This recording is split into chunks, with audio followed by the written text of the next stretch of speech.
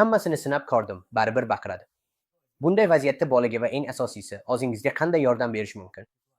Ushbu ajoyib video kurs boshida siz bilan gaplashgan edik. Bola 4 xil sababga ko'ra baqirishi mumkin. Agar sizga men bergan algoritmlar va vositalar yordam bermasa, yana avvalo bolani axlat yoki siydik chiqargancha deb tekshirib ko'rgan bo'lsak, silab, yupatib, erkalab, opib, ko'krak bergan, uxlatishga harakat qilgan bo'lsak-ku, baribir hech narsa o'xshamasa va bola hanuz baqirayotgan bo'lsa, biz onalar uchun eng muhim vazifa shu paytda chuqur nafas olib, asta chiqarib, 2-3 daqiqaga xonadan chiqib tuvishdir.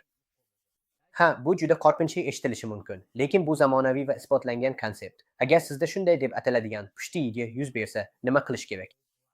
Ha, bunday holatlar haqiqatan ham bo'lib turadi.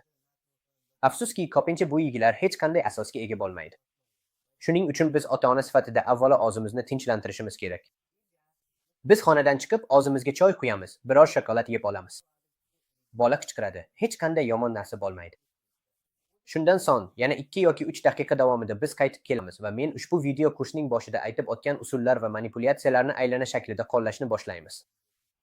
Yana taglikni tekshirdik, qo'limizga oldik, yengil tebratdik, opib, erkaladik, shundan so'ng ko'krak taklif qildik va yana bir bor uxlatishga harakat qildik. Shuningdek, bolani tinchlantirishda orash, belinka qilish ham juda yaxshi yordam beradi.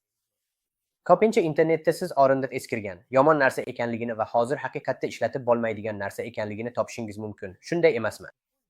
Va bu qandaydir tarzda bolaning rivojlanishiga zarar yetkazadi. Darhaqiqat, o'rindiq mos ravishda ko'krak bilan bir xil vosita bo'lib, mos ravishda uyqu va mos ravishda sorgich bilan biz ham foydalanishimiz mumkin.